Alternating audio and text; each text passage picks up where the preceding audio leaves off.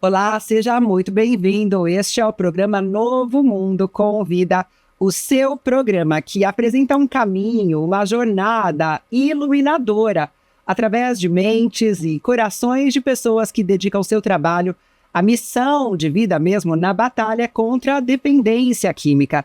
Vamos hoje conhecer mais da jornada e também dos desafios daqueles que estão ali na linha de frente para alcançar e impactar a vida dos dependentes e dos familiares. Neste programa que vai ao ar toda quinta-feira, 5 horas da tarde, com reprises em diversos momentos da programação, você pode se preparar, porque o programa Novo Mundo Convida está no ar com muito conteúdo que vai transformar a sua maneira de enxergar o seu mundo. Seja bem-vindo, esse é o programa Novo Mundo Convida.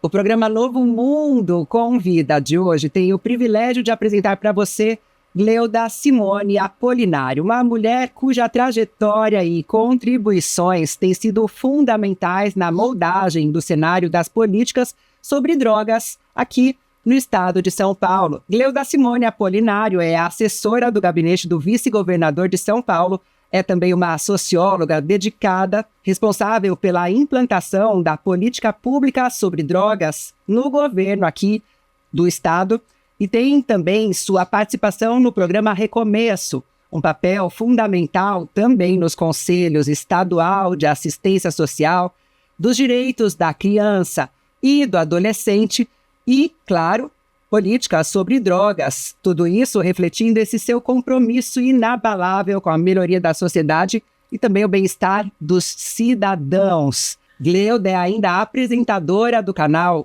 Drogas e Sociedade, o espaço de discussão vital sobre os desafios e soluções relacionados à dependência química.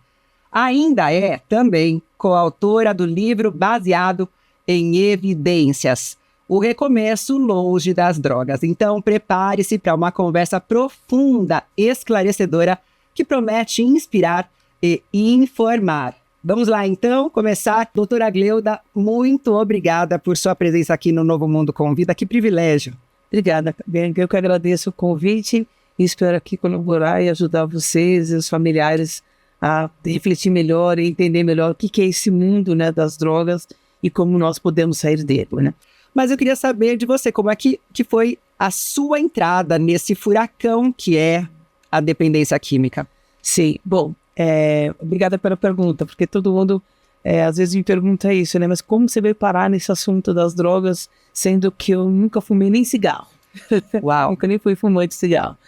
Mas é importante entender isso, né? Que eu sempre tive interesse em trabalhar com políticas públicas, né? Desde a minha formação, eu sou formada na sociologia, e desde a minha formação eu sempre quis trabalhar na área pública para transformar as sociedades, né? E comecei na linha dos direitos humanos mesmo. Então, entrar nesse assunto relacionado à questão da dependência química, o mundo das drogas, é porque é ali onde as pessoas perdem todas as referências humanas, inclusive a dignidade humana, né? Então, de fato, é um tema que me atrai muito por ser desafiador, por ser um tema que não é fácil, trabalhar políticas públicas relacionadas a um assunto que não depende só da política pública, mas também depende da sua relação do contexto social, da sua família, do próprio indivíduo, é desafiador. E eu comecei nesse assunto exatamente dentro da área pública, né? Em 2010, então o governo do estado, o governador Alckmin, na época, fez um convite, né, aos secretários da época para pensar em uma discussão sobre políticas públicas voltadas especificamente para o dependente químico que estava na dita Tanta Cracolândia, né? E a preocupação dele na época era assim, olha, o Estado precisa ter ações que vão além da segurança pública e ações que vão além só do tratamento da saúde na dependência química. E eu trabalhava na época na assessoria do então secretário, que era o Rodrigo Garcia, secretário da área de desenvolvimento social, da Secretaria da Assistência Social, e nós fomos chamados, né, para essa reunião, né, de governo, e eu fui chamada porque eu era da área de planejamento de políticas públicas dentro da secretaria, né? Nunca tinha me envolvido com assunto relacionado a drogas, meus assuntos era isso, era criança, adolescente, idosos, famílias vulneráveis, né, porque era a minha especialização. Eu trabalho na área pública desde 1994, né, então eu tinha uma jornada nesse tema, por isso que eu fui chamada. E quando veio até nós esse desafio, vamos implantar uma política de Estado, né, um programa do Estado para lidar com o dependente químico. E aí nós tivemos uma missão que foi, até o final do ano, né, de 2010, propor ao governo que ações que o Estado deveria fazer para trabalhar a questão da dependência química. E eu fiz parte desse comitê. E aí, a partir daí, comecei a me aprofundar no assunto, né, a estudar sobre o assunto, a visitar outros estados que já tinham trabalhos com isso. No caso, foi Minas Gerais. Eu fui até o estado de Minas Gerais fazer uma interlocução, né, melhor. Visitei naquela época, 2010. 2010.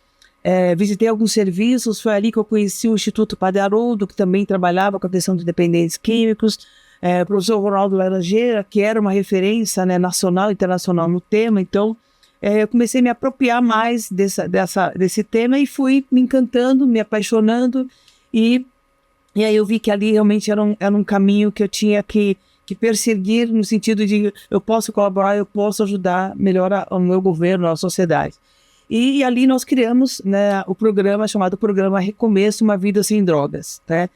Eu fiz parte da composição, né, da criação desse programa. Hoje o programa, no atual governo, ele não existe mais enquanto programa, mas também foi um processo transformador, porque hoje nós temos uma política de Estado, né? Então nós não temos um programa mais, nós temos uma política de governo, né, que trabalha com esse tema, que significa aprovado pela Assembleia Legislativa, sancionada pelo governador, decretada, foi feito um decreto que regulamentou essa política, que teve um avanço, que deixou de ser uma política de governo, né, que era um programa, e passou a ser uma política de Estado. Sim. Então isso foi uma grande mudança enquanto política pública. E aí eu comecei a trabalhar nessa trajetória, e a partir dali nós começamos a implantar ideias de serviços, programas, projetos, as relações que se tinha com esse tema. Então, grupos de muita-ajuda, a relação das missionárias, são as igrejas missionárias, as famílias que lidavam com isso. E eu sempre na área pública, né, dentro do conceito de gestão de políticas públicas. E aí, a partir daí, eu fui entrando nessa trajetória. Então, eu falo para as pessoas assim, que foi uma conquista de um tema para a minha vida, que acabou, claro, eu conheço muita gente, dependentes químicos em recuperação ou não recuperação, mas não era uma questão pessoal, mas passou a ser uma missão de vida para mim, né, uma questão pessoal.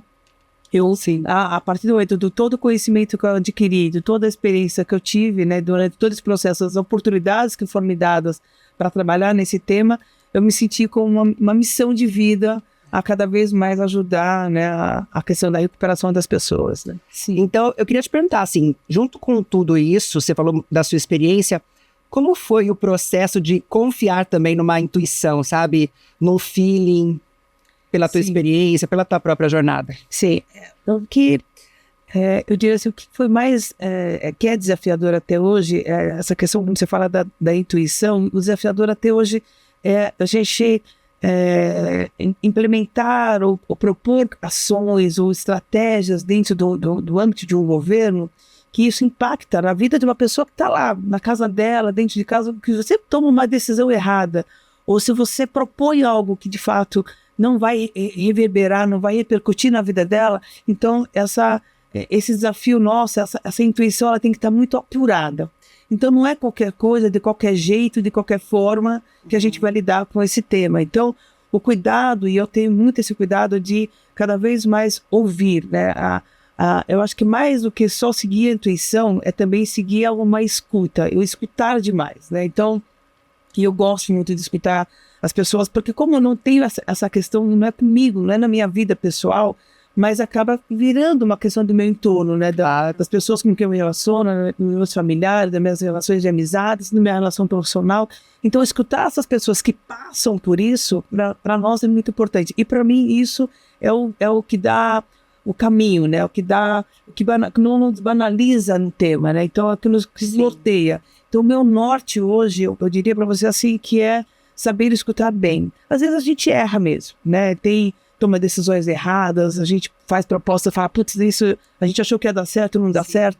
Mas o mais importante é a gente perceber que tem caminhos, é mais importante perceber que tem soluções a serem dadas, que tem políticas públicas a serem implementadas, que precisam se qualificar serviços, qualificar profissionais. Então a gente tem que dar as oportunidades. Então, quando um familiar, né, e muitas vezes acontece isso, o familiar nos procura, fala, eu preciso de ajuda, eu preciso de atendimento, e aí você fala, vai lá, converse com tal pessoa, procure tal serviço. Então, quando você dá esse norte, essa diretriz para o familiar, a gente sabe que isso ameniza, claro, tranquiliza pelo menos, está no afã da situação, mas ele fala, poxa, eu tenho onde procurar, eu tenho um caminho. Então, é esse momento que eu falo que é um momento intuitivo mesmo, né? Sim. Você tem que seguir uma intuição até para você orientar melhor um familiar, porque às vezes o familiar está num desespero, ou a própria pessoa também, que se você dá uma orientação errada, a pessoa pode ir para caminhos que são irreversíveis, né? E até nesse momento inicial da implementação do programa Recomeço. Sim. Como que foi, então, esse momento? Porque é muito conhecido, né? Até hoje deve ter muitos lugares que falam, e inclusive como se existisse, mas que ainda não existe mais o nome, mas ficou, né? Ficou marcado, assim. Sim. É interessante a sua pergunta, porque quando nós pensamos no próprio nome, Recomeço, né? Já foi um nome pensado numa roda de conversa que se teve com organizações que trabalhavam, né, com atendimento a dependentes químicos em comunidades terapêuticas, né? Nós era vinculado essa estratégia de comunidades terapêuticas à Secretaria da Justiça, então tinha lá o coordenador que era responsável, né, por essa início, né, de todo esse processo, que era o Dr. Lato, depois veio o Mário Sérgio Sobrinho também como coordenação, mas no primeiro momento a gente queria um nome que as pessoas identificassem aquilo como uma oportunidade de cuidado, né? E o Recomeço foi um pouco nessa linha, assim, olha, chegou lá, a pessoa passou por tudo isso, mas ela pode recomeçar a vida dela, ela pode ter uma nova oportunidade, e o Estado tem que oferecer essa nova oportunidade. Então, o início do Recomeço foi o nome do programa e as ações que o programa tinha era exatamente dar uma retaguarda que era para aquelas pessoas que não era questão de justiça, então não era uma questão legal, não era uma questão de crime, nada disso, e também não era só uma questão de saúde, para tratamento, para desintoxicação, que o Recomeço fazia isso também, tinha essa como um mote também, um eixo, que era a questão do eixo do tratamento. Mas a intenção nossa do início era dizer assim, olha, a gente precisa de um programa que as pessoas, pelo nome, reconhecem que ela pode buscar ajuda e pode se tratar. Então, o Recomeço tinha isso, portanto, que era o começo, né, que era o nome do programa, né, que tinha a lógica de uma nova jornada, de uma nova vida, né, de um recomeçar, de uma nova programação, de uma oportunidade que estava se dando. Então, a gente usou o Recomeço. E por onde começou isso? Pelas comunidades terapêuticas. Nós fizemos uma reunião, né, até pela experiência de Minas, que Minas chamava Aliança pela Vida, né, no programa do governo de Minas, e nós entendíamos que se eu queria um programa que fosse além do tratamento da dependência, além da desintoxicação, e que a gente trabalhasse além da questão da rua, da repressão ao tráfico, das drogas, que é necessário mesmo, que a gente queria cuidar das famílias das pessoas, então a gente tinha que ter um programa que atendesse a essa demanda. E onde estava essa demanda na sociedade? Estavam dentro das comunidades terapêuticas, dentro dos grupos de mútua ajuda, dentro das organizações missionárias. Então foram com essas pessoas que nós chamamos e falamos, olha, o Estado precisa ter parceria com vocês. E foi a partir daí o Estado de São Paulo, posso dizer isso com muito orgulho, foi um dos primeiros estados, junto com Minas, a financiar comunidades terapêuticas com dinheiro público, dizendo assim, a gente vai financiar as comunidades terapêuticas que trabalharem com a questão do dependente químico. Então foi aí que a gente começou essa jornada, né, do programa. Esse é o programa Novo Mundo Convida, hoje recebendo a Gleuda, que é especialista nessa área, Gleuda Apolinário, que tem também estado ali atuante na linha de frente, junto à Cracolândia também, para trazer soluções para aquela região complicada do centro. E esse vai ser o tema do nosso próximo bloco. Então não sai daí, programa Novo Mundo Convida, volta já.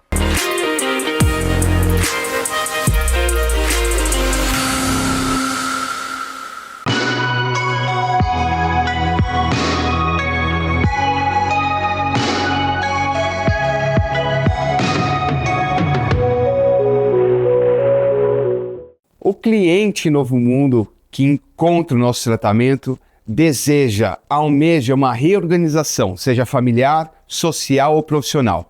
A sua rotina ela pode ser revista, revisitada pela nossa Master Coach especializada em carreira e vida. Dentro da minha conduta profissional, eu tenho muita liberdade de fazer o que eu acho que precisa ser feito.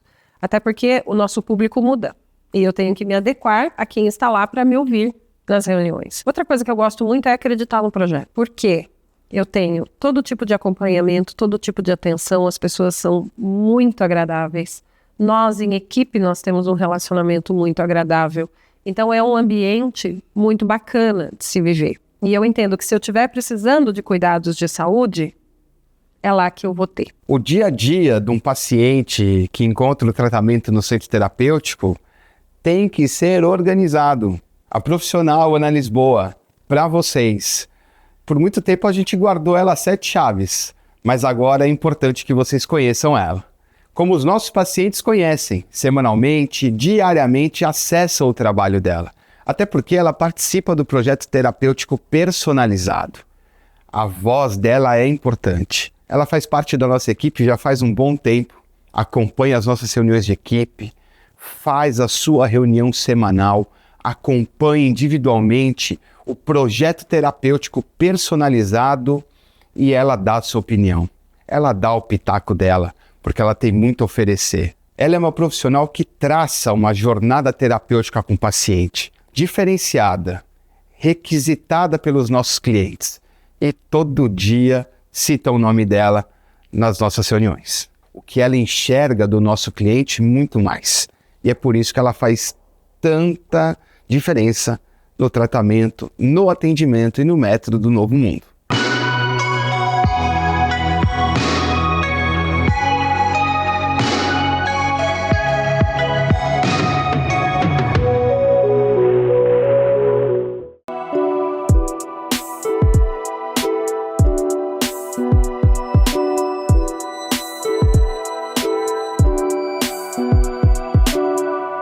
Quando você acessa o site Como Onde Trata, na busca de locais da onde poder internar, da onde poder decidir o melhor tratamento e o local mais adequado, entrando em buscar locais, do lado direito você vai encontrar filtro inteligente.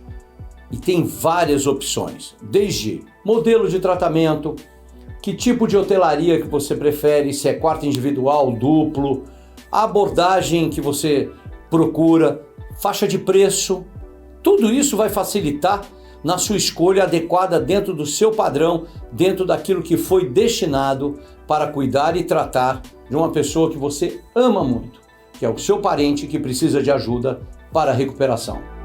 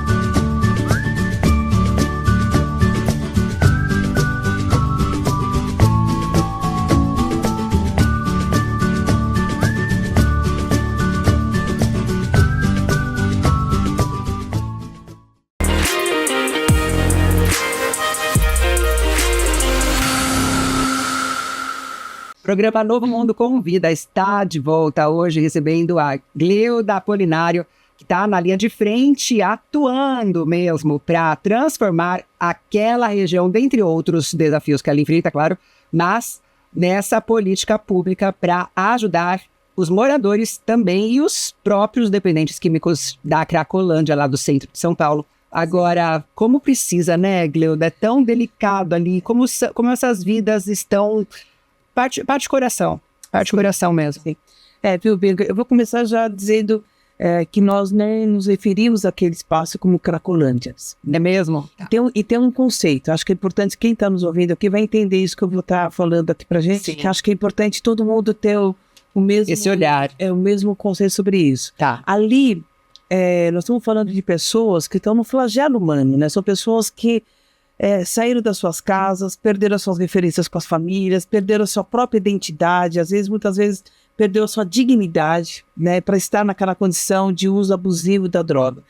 E por conta deles estarem naquele espaço, a gente não pode fazer uma analogia daquele espaço como se ele estivesse ali por diversão, como se ele estivesse ali porque ele quer, né? Disneylândia, né? Como a coisa da Lândia. É isso. Assim. No início, quando começaram a apelidar aquele espaço como Cracolândia, era para exatamente fazer uma analogia Entendi. à questão do uso da droga como uma questão de uma decisão pessoal para diversão. Só que aquele espaço não é um espaço de diversão. Aquelas pessoas não estão se divertindo ali. Aquelas pessoas estão de fato doentes naquele espaço. E elas estão presas ali, né? É um aprisionamento social, mas elas estão presas por conta do consumo abusivo. Então eu estou te falando isso porque a gente usa aquele termo como cenas abertas de uso de drogas, porque ele é uma cena aberta. As pessoas veem a olho nu aquela condição desumana, porque aquelas pessoas estão ali aprisionadas. Aprisionadas por o quê? Pelo uso da droga abusiva, por a sua condição de que muitas vezes ela não consegue sair dali. E se você perguntar, como a gente pergunta, você quer sair daqui? 95% a gente já calculou querem sair de lá, mas não consegue sair de lá, porque a droga aprisiona. Né? Então, as cenas abertas de hoje para nós hoje é uma grande prisão das mentes doentes. É isso que a gente considera ali. E por isso que é desafiador, porque não é uma decisão de falar, vai lá com a polícia e tira todo mundo. Não, né? A gente sabe que tem ali separar o joio do trigo, a gente sabe que tem o tráfico, a gente sabe que chega a gente com droga ali, que torna essas pessoas viciadas, mas existe muita gente ali que precisa de uma mão estendida, né? E essa mão estendida, muitas vezes, ele não quer dar a mão, mas não é porque ele não tem a vontade, ele não consegue. E já que às vezes tentou, né? Já tentou outras vezes, não deu certo, para que eu vou tentar de novo? Muitas vezes. Então é como se, é uma expressão horrível, mas é como se ele estivesse jogando a toalha para a própria vida. Joguei a toalha. Não vou conseguir sair dessa, eu não consigo, não tenho força, não tenho condições. Então o que cabe ao Estado, né? O que cabe a nós? A criar essas oportunidades, primeiro para convencê-lo. Olha, você tem capacidade, você tem condições de sair daqui, a gente tem para onde te mandar, a gente tem o que te oferecer. E aí ele vai nessa oportunidade fazer desse caminho que a gente chama o caminho do retorno, o caminho da volta, que não é fácil, não é rápido e não é de um lance para outro, né? Como diz o nosso vice-governador, não é um tiro de prata que a gente vai tirar ali, não é num estralar de dedos, é um processo, né? E esse processo, ele é contínuo. Então, quando a gente fala das cenas abertas hoje, a gente não está falando só, porque ali é uma questão de polícia. É também, mas não é só. Ali é uma questão social. É também, mas não é só. Ali é uma questão de saúde. É também, mas não é só. Ali é uma questão de oportunidade de dar emprego e moradia. É também, mas não é só. Então, é um conjunto que eu chamaria assim, eu faço uma analogia sempre à questão de uma receita de bolo, né? As cenas de uso, ela tem que ter uma receita de bolo organizada, orquestrada, e todos os ingredientes têm que estarem funcionando ao mesmo tempo para o bolo de fato sair, né, bonitinho, fresquinho, em condições, né, de sair para uma sociedade. Então aquelas pessoas, elas precisam de um conjunto de coisas acontecendo ao mesmo tempo e todas funcionando bem, de uma maneira adequada, que é o nosso grande desafio, né, do poder público, como eu trabalho de forma adequada para todas as condições que estão ali. Porque cada um tem a sua história, cada um tem o seu desafio, né? E eu diria assim, que muitos deles precisam, inclusive, no primeiro desafio, resgatar as suas referências da sua própria história com as suas relações familiares. Então, quando essas pessoas entenderem esse processo, que aquela pessoa, ela depende de um serviço aqui, mas depende de outro, e todos os serviços têm que funcionar ao mesmo tempo para que aquela pessoa, de fato, consiga ser resgatada da condição dela. Então, esse momento é o momento que a gente entra com o governo do estado como suporte ao município, que também muitas ações são do município, zeladoria, relação com a comunidade, a condição do espaço público, né, de estar numa condição digna, então a limpeza urbana, a iluminação pública. Então a condição dele de estar naquela condição desumana também depende de nós para mitigar cada vez mais esse desagrado que é a condição deles estar naquela condição de rua, né? Porque não é agradável para eles, não é agradável para nós, não é agradável para aquela comunidade, para os moradores que estão lá. Eu converso muito com os moradores que estão lá. Hoje de manhã, inclusive, eu tive uma conversa com uma moradora por WhatsApp e ela falava assim: Gleuda, mas me fala, vai acabar isso? Eu falei: olha, a droga nunca vai acabar. O que tem que acabar é a condição desagradável que essas pessoas estão e desumana. É isso que tem que acabar. Essas pessoas precisam de suporte nosso. Então, isso eu acredito, senão não estaria trabalhando na área pública, né? É uma questão não é de crença-fé, mas é uma questão de crença, de oportunidade que a gente tem que dar. Então, quando o governo do estado começou a atuar, olha, eu tenho que ter uma porta de entrada de urgência e emergência para essas pessoas. Nós temos hoje, né? Quem quiser procurar hoje uma porta de entrada para tratar a dependência química, para a pessoa buscar ajuda, a gente tem que ficar lá na Rua Prates 165, que é o Hub, né, que chama Hub de Cuidados em Crack e Outras Drogas, que era o antigo Cratóide, que também era um centro de referência de crack, tabaco e outras drogas. Por que nós mudamos tabaco para crack? Porque é a doença do momento, né? O tabagismo é uma doença, sim. Ele é preocupante à saúde pública, sim. Mas hoje nós estamos com uma mazela social aguda, né? Nós estamos com uma condição social, que eu diria assim, quase com uma calamidade pública, a questão do uso do crack em vias públicas, né? Que a gente está falando ali do centro, das cenas abertas, mas isso não acontece só ali no centro, né? Que, embora nos bairros, deve saber, né? Biqueira, áreas onde se consome, lugares onde essas cidades pessoas... do interior cidades do interior também, né? A gente está falando aqui para várias regiões. Então, hoje, lidar com esse fenômeno, com essa mazela, né, social e humana, as pessoas precisam saber aonde procurar, né? Então, primeiro movimento, nós fizemos criando um espaço que fosse um espaço de urgência e emergência. A pessoa chegou lá, está dizendo: eu preciso de ajuda, quero sair dessa vida, quero me tratar, ele tem por onde começar, né? E ali, claro que não é a porta do começo e do fim, ali é o início de um processo, né? É uma jornada que ele vai precisar passar. Tanto que nós configuramos o Hub, a entrada dele, a recepção do Hub é uma rua, né? Nós fizemos o desenho de uma rua para ele entender que ele está saindo de uma rua desprotegida e indo para uma rua protegida, que é um espaço protegido, né? Então, a partir do momento que ele entra nesse espaço protegido, ele passa por equipes que a gente chama de equipe multidisciplinar. Então, é o psicólogo, o assistente social, é o enfermeiro, médico com psiquiatra, que às vezes precisa passar por um médico, por um clínico geral, às vezes precisa. Às vezes de uma medicação para lidar com aquela abstinência que chega a doer a cabeça, dói o corpo, sim, né? Sim. Então a gente faz esses primeiros cuidados e o Hub, como ele é esse espaço de urgência e emergência, geralmente essas pessoas que precisam disso, elas ficam o que a gente chama de observação, eles ficam numa ala de observação e nessa ala de observação ele é encaminhado sim para um tratamento. Se é um caso agudo, grave, ele vai para um tratamento de desintoxicação, que são os ambientes hospitalares. O Estado lida mais com a questão hospitalar, não lida com clínicas particulares, a gente lida direto com os ambientes hospitalares. Mas existem as clínicas também, que a gente não pode esquecer, como aqui, né, nós temos organizações que trabalham muito bem com isso. Mas nós trabalhamos no primeiro momento, que é a desintoxicação em ambiente hospitalar. Depois disso, nós temos também a rede nossa de comunidades terapêuticas. O Estado manteve, pelo programa Recomeço, continuou-se a parceria com as comunidades terapêuticas, porque a gente chamaria de cuidados mais a médio e longo prazo. Nós criamos nos centros urbanos, e depois a gente vai ter aqui uma conversa com a pessoa que é responsável por isso, nós criamos as casas terapêuticas, que são espaços onde as pessoas passam por estágios de recuperação até ela ter uma vida digna, plena. Então, nós criamos dentro desse conceito que a gente chama de linha de cuidados, né? A linha de cuidados do Estado é tirar a pessoa dali da situação da cena de uso por uma equipe de abordagem qualificada, com escuta qualificada, escutando o momento daquela pessoa. Quando ela fala, eu quero sair, é naquele momento, não é falar, amanhã eu venho aqui, não. é naquele momento que ela quer sair, leva diretamente para essa unidade do Hub, o pessoal da cena de uso, leva diretamente para a unidade do Hub. No Hub eles passam por essa avaliação, que estado que ele está clínico, né? Então a gente avalia a condição clínica e a condição mental, porque é importante também, às vezes ele tem... Verdade. Ele tem a questão da dependência, mas ele tem outros problemas clínicos. Tuberculose, ele está com sífilis, tem HIV positivo, ele pode estar com outras doenças manifestadas nele, ou às vezes feridas abertas, tal, que precisam ser tratadas também. Então a gente toma esse cuidado também para fazer esse processo.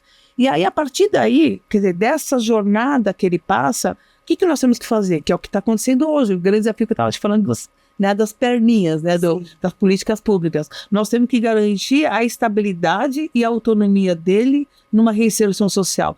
A gente não trata, a gente não fala de redução de danos, de abstinência. Isso, para nós, são temas, vamos dizer, conceitualmente necessários, mas eles são superados numa condição de política pública. Se a pessoa quiser, entrar em estado de abstinência de qualquer droga, ela tem a oportunidade de fazer isso. Ela tem lá o adesivo para parar de fumar, ela tem lá os remédios que vai controlar a dosagem dela de dependência química, então ela tem o remédio que vai deixar ela abstêmica, e depois ela para os remédios, quer dizer, ela tem a condição de tratamento terapêutico. Se ela quiser falar, não, eu quero reduzir o meu dano, eu quero só fumar tabaco e não quero usar mais uma droga. Eu estou fumando maconha, mas eu não quero usar crack. Não é o Estado que vai dizer, você pode, você não pode. Então, esse discurso, nós fazemos só a redução de danos ou fazemos só a abstenção às drogas. Não, claro que o nosso objetivo enquanto política pública, é claro, manter a pessoa estável e manter a pessoa saudável. Produtivo, né? Um cidadão de sociedade. E para isso, nós entendemos que uma pessoa que tem uma dependência química, ela tem uma doença. Então, ela tem que controlar essa doença. Então, estar em estado abstêmico é uma consequência da doença. É isso que nós entendemos. Agora, ela ficar em estado abstêmico depende dela também. Nós temos que dar as ferramentas, as oportunidades. Então, grupos de mútua ajuda, nós favorecemos e ajudamos, né, e promovemos que as pessoas frequentem grupos de mútua ajuda, que é onde ele vai lá fazer a escolha entre os pares para manter a abstinência dele.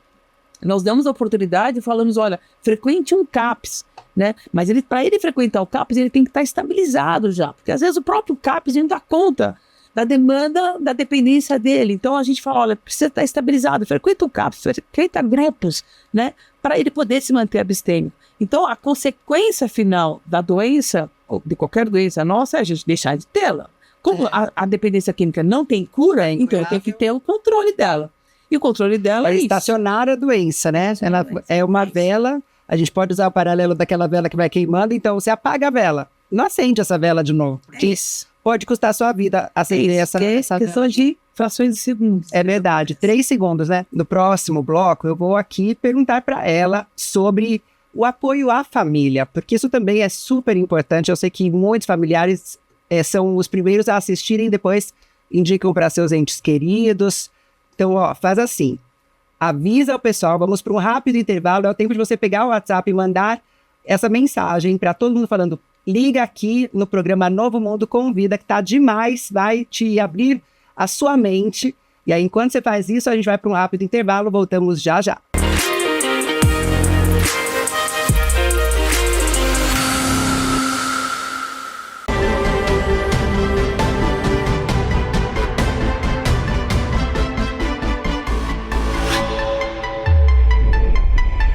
Hoje, em 2024, dentro do meu escritório, a gente está se deparando com muita coisa boa que está vindo para o mercado, diferente de anos anteriores. Pessoas estão mais preparadas, estão procurando informações de como fazer, olhando uma gestão empresarial e principalmente de oferecer inovação no tratamento e no cuidado. Então está vindo uma categoria de clínicas médicas especializadas em comunidades terapêuticas muito boas dentro do nosso mercado. Mas por que isso está acontecendo?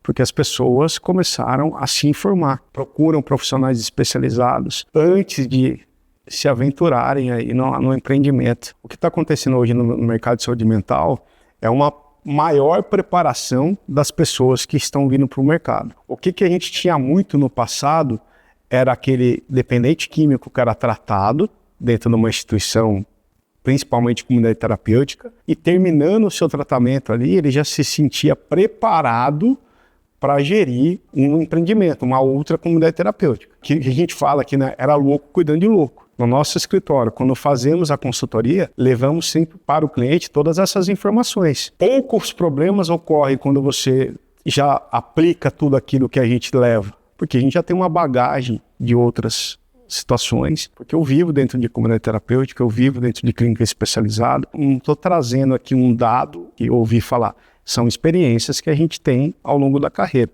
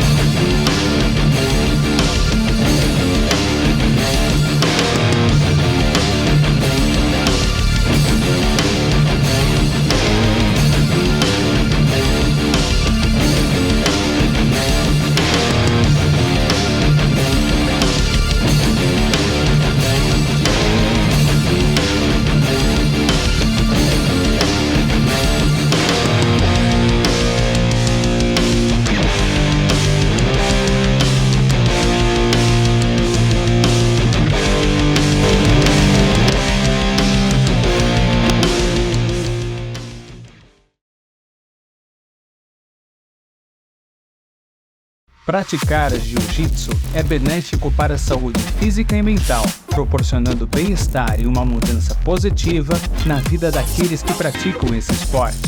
Localizado em Alphaville com fácil acesso, contamos com diversas turmas para você cuidar da sua saúde. Junte-se a nós e venha fazer uma aula experimental totalmente gratuita. Alpha Team Demian Maia Jiu-Jitsu Alphaville, a sua qualidade de vida começa aqui.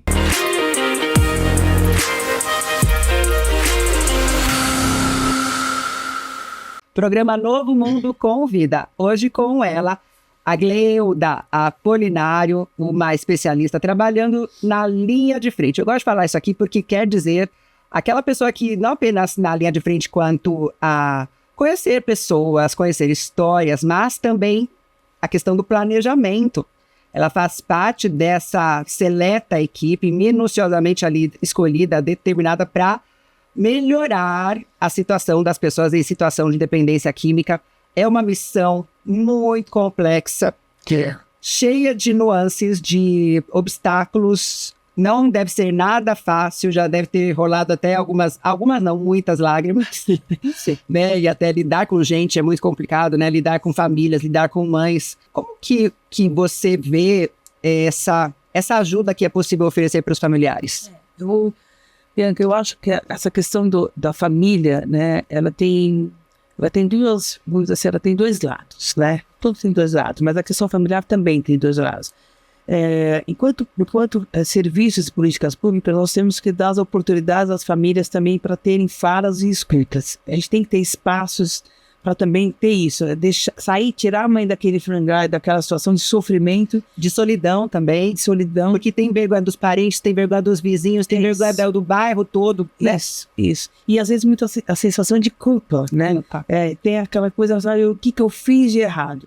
Então, essa estratégia de lidar com o familiar, de mostrar a ele, tipo, não está sozinho, a responsabilidade não é sua, você não é culpado disso, do que está acontecendo. E eu estou falando da mãe, do pai, da irmã, da esposa, né, do filho. Essas pessoas têm que perceber que lidar com o dependente químico é não vitimizar-se e não vitimizá-lo, né? É um processo difícil, porque passa também por toda uma reconstrução das suas relações de afetos. Por que eu falo dois lados? Porque às vezes a família, nessa condição de vítima ou de se sentir culpado do processo, acaba também provocando ao dependente químico uma condição de instabilidade emocional também, né?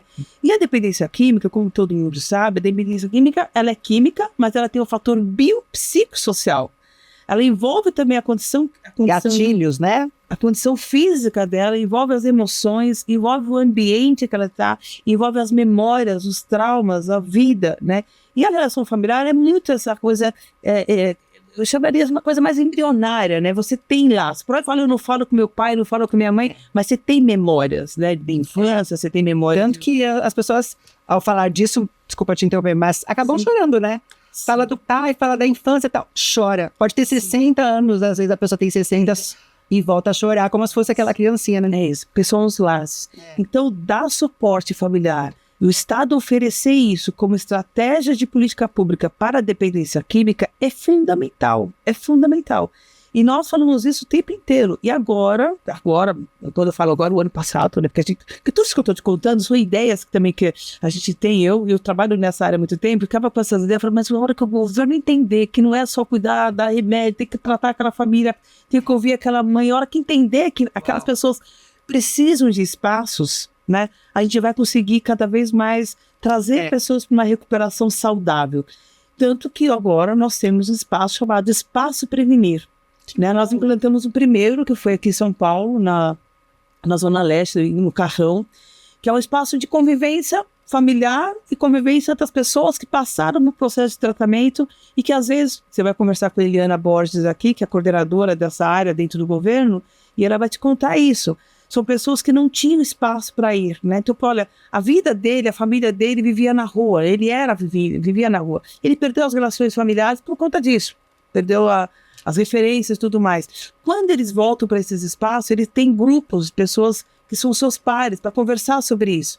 E muitas vezes eles chamam as famílias dessas pessoas para o que a gente chama que é o resgate, né? Resgatar as relações de afeto. Então, esses espaços prevenir que a gente está vendo que está dando certo, a gente tem uma potencialidade ali de dar caminhos para essas pessoas, que também não tira a responsabilidade, claro, do próprio dependente, da família, não. A gente quer dar um espaço deles, um espaço onde eles se sintam confortáveis. E esse espaço prevenir é um pouco isso. As pessoas saíram da comunidade terapêutica, perdeu a relação familiar, quer voltar a conviver com a sua família, começa a frequentar esses espaços, conversa com um psicólogo, conversa com um terapeuta, e aí começa a se recuperar nessa relação de afeto, aí ele está pronto para receber a mãe, o pai, a esposa, para ter a volta dos vínculos. Então, a família para nós é muito importante para o processo de recuperação. E quando a família não está bem orientada, quando ela não é bem orientada no sentido bem informada sobre isso, ela pode, inclusive, provocar gatilhos de recaída do dependente, né? Por quê? Porque ele passou por todo um processo de vida, de recuperação, saiu para desintoxicação, foi para uma unidade terapêutica, reconheceu outros valores, outras coisas, só que aquela mãe, aquela esposa tem aquela pessoa ainda na referência de quando ele saiu de casa. É verdade. Então ela não passou pelo processo de restabelecimento social que aquela pessoa passou. Quando ele volta para aquela família tem a referência dele do passado, a identidade dele do passado. Então isso às vezes compromete a recuperação também. Sim. Então trazer aquela família para o momento atual dele, que momento que ele está vivendo hoje, aquela família também tem que passar por isso. Então a recuperação também é da família, né? A recuperação do tempo, do espaço, da condição daquela pessoa. Então não é olhar para aquela pessoa como enxergava ela no passado, porque ela mudou. Ela passou por um processo de recuperação, às vezes de meses, criou outras referências, outros valores. Então, para aquela família, fala, poxa, eu tô com meu outro filho aqui, ele não é mais aquele. É verdade. Então, quando ela começa a enxergar ele de outra forma, ela não vai ter as mesmas, vamos dizer, as armadilhas antigas, ou falas, ou comportamentos, ou atitudes com ele antiga que leva ele a uma posição de dependência ou uma recaída. Então, por isso que a família é importante, é muito importante nesse processo. E a gente, dentro da política pública, nós reconhecemos essa que se chama fortalecimento de vínculos familiares, a gente reconhece isso. Agora, que ferramentas a gente tem que ter para isso? Tem que saber ter ferramentas certas. Sim. Então, quando o Estado começa a promover, olha, tem que favorecer os grupos de mútua ajuda. Então a gente vai lá, fortalece que frequenta em grupo de mútua ajuda. A gente tem que ter espaço onde essas famílias tenham escutas qualificadas. Abre serviço para essas famílias terem espaço. A gente tem que ter locais onde essa família, no momento do desespero, saiba como procurar, que a gente chama de orientação familiar. Então a gente tem que ter um espaço de orientação familiar. Nós estamos abrindo agora em São Paulo, nos SICs, que são sem integração da cidadania, esses espaços prevenir, porque os SICs que são sem integração, que ficam nas periferias de São Paulo, falam assim, olha, às vezes chega a família aqui, a gente não sabe o que fazer, não sabe o que orientar, para onde buscar. Então a gente fala, olha, vamos implantar dentro dos SICs esses espaços prevenir, que são equipes já orientadas, qualificadas, profissionais, que vão atuar na orientação familiar. Olha, você está com problema dentro de casa, antes que seu filho vá lá para uma cena aberta de uso, vamos resolver a situação aqui, né? Então, às vezes, é relação de conflito familiar mesmo. Muito. Às vezes, a questão mesmo que é o pai alcoólatra, a mãe não sabe lidar com isso, o filho começa a ir para a rua, começa a usar a droga, então começa pela maconha, começa pelo álcool. Então, como lidar com essa mudança de comportamento do adolescente, da criança que está dentro de casa, que está vendo aquela situação toda? Então, esses espaços, eles têm que ser Uma cultura da sociedade também que muito dá pra gente ignorar que há lá no YouTube uma glamorização do mundo das drogas, uma glamorização do funk, uma sexualização muitas vezes precoce das crianças. Então, tudo isso está num pacote, né? Um pacote complexo demais e muito desafiador para vocês, enquanto, né, querendo ajudar pessoas e nesse caos em que a sociedade está, transmitir valor, vou resgatar muitas vezes valores, às vezes, na verdade, de pessoas que talvez não tiveram acesso a qualquer valor. É isso. E é o que você está falando, uma coisa que uma frente que nós estamos colocando como uma frente, uma das prioridades nossas enquanto política pública de governo são as políticas preventivas. Que ações preventivas o Estado deve promover para que eu feche aquela torneirinha, para aquelas pessoas pararem de ir para as cenas de uso. Porque as cenas de uso, as pessoas não voltaram de lá. Elas vieram de uma relação familiar conflituosa, elas vieram de uma comunidade que foi expulsa, ela começou a usar abusivamente a droga, tiraram ela daquele território, então ela começou a se desligar e ir para a cena de uso. Como é que você faz para deixar de ter essas pessoas que criam a cena de uso hoje? Você tem que trabalhar preventivamente. Como é que você trabalha preventivamente? Não é só discurso, não é só palestra, né? Não é só dizer, não use droga porque droga faz mal. Não, eu tenho que desenvolver habilidades para essas pessoas na comunidade. Eu tenho que dar referências de valores para elas. Eu tenho que criar potencialidades na comunidade, é isso, na área do esporte, na área da cultura. Eu tenho que ter uma escola inclusiva, eu tenho que ter uma escola que fale com a comunidade. Eu tenho que ter profissionais que sabem escutar dentro de um posto de saúde quando uma mãe chega lá toda machucada que apanhou do marido porque estava alcoolizado. Então, o meu processo de prevenção é um processo de prevenção que eu tenho que prevenir que eu estou tendo uma família que está se desestruturando por uma questão de droga lícita ou ilícita, porque geralmente a droga lícita, que no caso é o álcool, também provoca essa desestruturação familiar. Eu tenho que enxergar aquela família, naquela comunidade, ou aquela criança na escola, que ela está passando por alguma questão que eu preciso lidar com ela naquele momento para amanhã ela não ser um usuário de crack, porque ela quer sair da realidade dela, ela quer sair daquele mundo. Ele junta a impulsividade da adolescência e junta o caos mental, emocional, mais a impulsividade. A não banalização do consumo do álcool, né? O álcool dentro de casa, as pessoas começam a tomar a cerveja, dá para os seus adolescentes, falar, melhor ele beber dentro de casa. Não, não é melhor, né? Não é. Agora, como é que você promove outros valores para aquela criança, para aquele adolescente, né? Então, na verdade, as políticas preventivas é o grande desafio das políticas públicas. Nós estamos falando aqui da questão do crack, da cena de uso, mas ela é uma ponta de um iceberg, de uma estrutura social que precisa de fato ser impactada. A sociedade precisa saber que nós estamos com uma sociedade que precisa se recuperar. A sociedade precisa se recuperar. Se recuperar em quê? Em habilidades, em valores, em referências, né, em dinâmicas. E às vezes é religiosa, não religiosa, mas ela precisa se recuperar na sua identidade.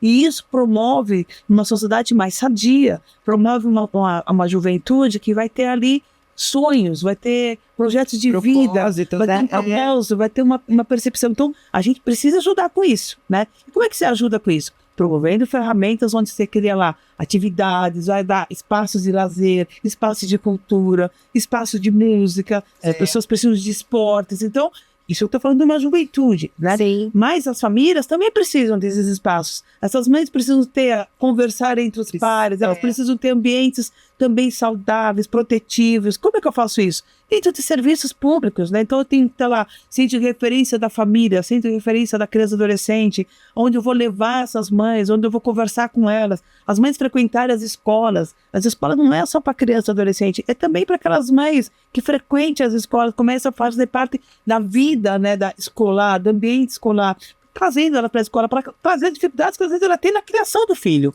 Né? Isso você está prevenindo. Gleuda Apolinário, que programa maravilhoso, que oportunidade preciosa de aprender com você e de ver também, dá gosto de ver, sinceramente, dá gosto de ver. Eu até fiquei emocionada com toda a tua garra, toda a tua determinação em ajudar essas vidas, essas pessoas, essas famílias.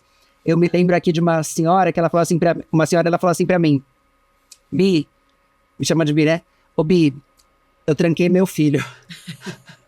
Ele chegou depois de dias desaparecido, eu tranquei ele. Ele tá em casa trancado.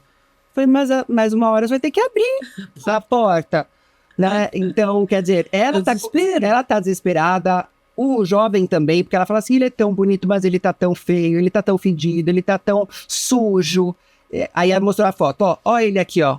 Desmaiou de sono, porque depois de dias usando o psíquico. Sim. Então, aí ela fala assim, eu falo ela fala, eu falo de você pra ele e eu fico falando pra ele, eu fico falando que uma hora ele vai ficar bom igual você, tal. Agora, eu fico imaginando, né, existe algo que, por exemplo, essa mulher poderia fazer, né, sei lá, chamar uma ajuda e falar, gente, ó, ele tá lá, tá trancado, ele tá destruído, né, como naquele momento em que você falou assim, a pessoa diz, eu quero ajuda, mas não sabe como. Existe algo que seja feito pessoalmente? Hoje nós temos, que eu estou falando capital, São Paulo, a gente tem o Hub, que é o Hub de Cuidados em Crack e outras drogas, onde o familiar pode levar ele lá e ele passa por toda uma avaliação, né? Mas o Hub não é a única resposta como porta de entrada, vamos dizer, para o estado inteiro. A gente tem o serviço de saúde, que é obrigatório mesmo, atender os hospitais gerais, eles têm o pronto-socorro, que tem que ter uma área da dependência química, saúde mental. Então, é uma coisa que a gente está promovendo no estado, que os hospitais abram as portas para esse problema, porque existe. Então, o hospital não pode negar assistência, atendimento. E muitas vezes eles falam, eu não estou preparado, eu não sei lidar com isso, então vamos preparar, vamos fazer saber lidar. Mas ele tem que ter uma porta de entrada de uma urgência e emergência, e um pronto-socorro mesmo, é uma doença, né? Só que é uma doença mental. Então, eu tenho que saber lidar com essa doença mental. No caso da capital, a gente tem lá na rua Prates 165, que é o Hub, né? Que é o centro de referência que tem especificamente para o crack e outras drogas. Então ali a gente cuida mesmo e faz o processo de desintoxicação, as pessoas saem dali e vão para o ambiente hospitalar.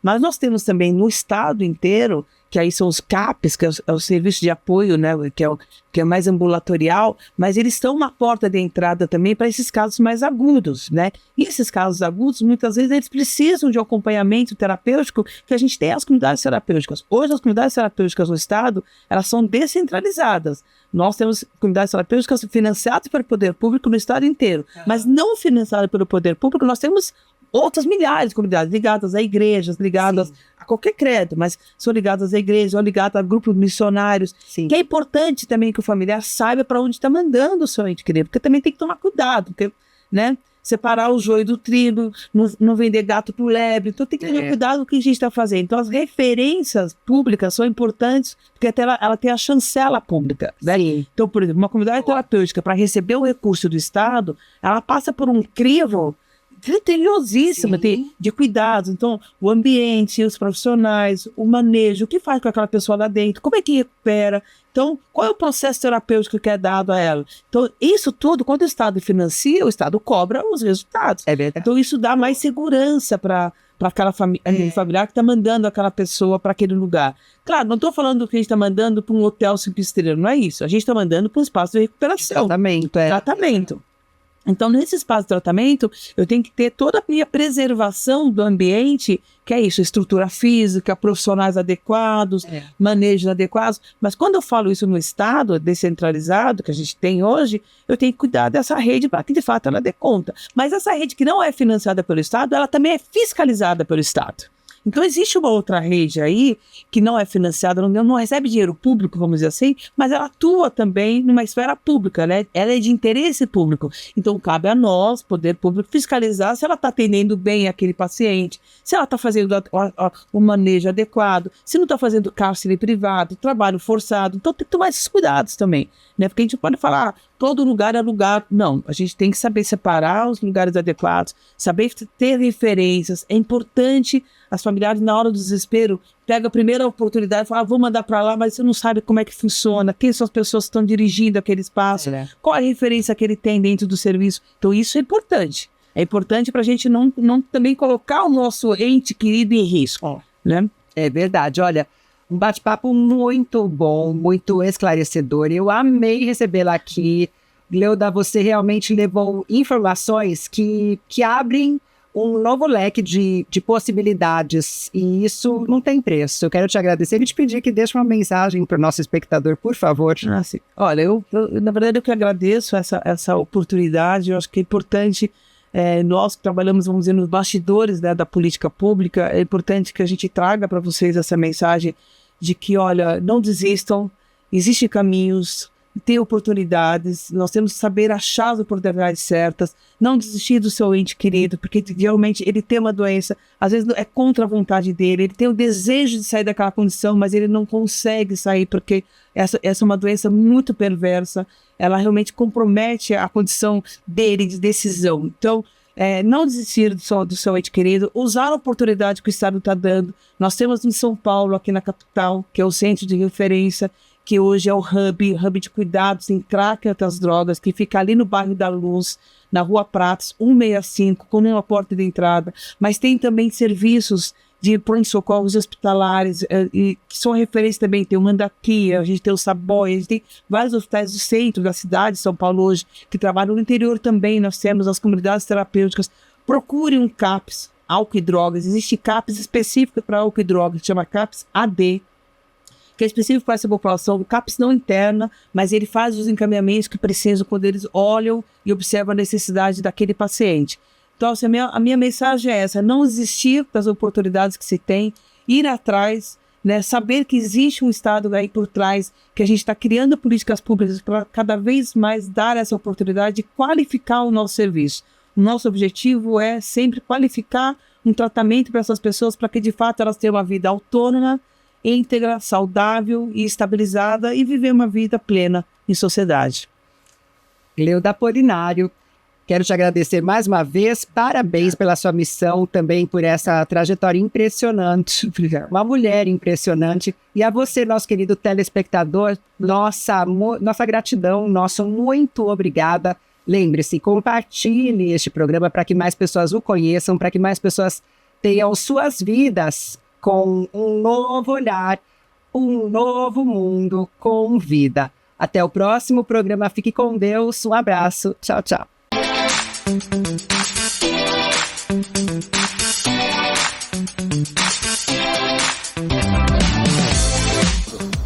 Olá, muito prazer. Eu me chamo Francisco Zanetti, sou gestor comercial do Novo Mundo Centro Terapêutico e gostaria de apresentar a vocês a nossa equipe multidisciplinar e a nossa infraestrutura.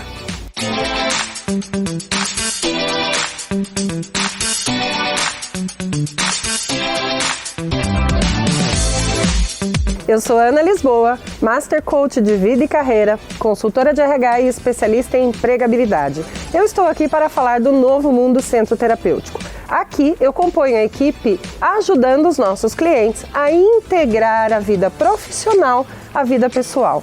Olá, eu sou a Arnandra Bill, enfermeira pós-graduada em saúde mental e trabalho no Novo Mundo Centro Terapêutico. Meu nome é Marília Alckmin e eu sou psicóloga pós-graduada em dependência química.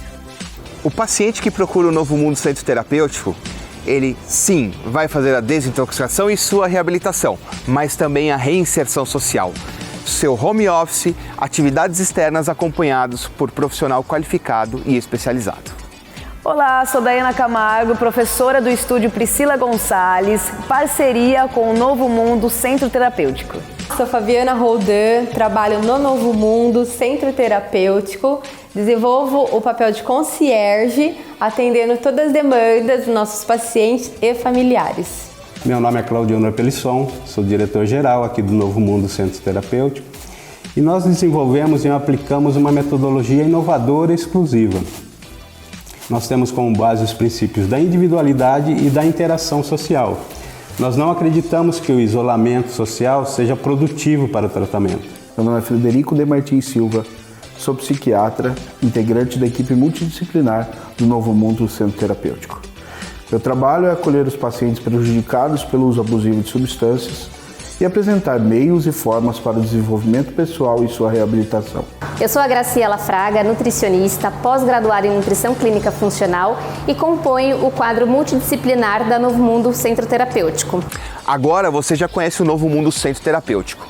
Um novo conceito em tratamento, uma nova maneira de viver, mais tecnológico, com uma visão diferente do mundo.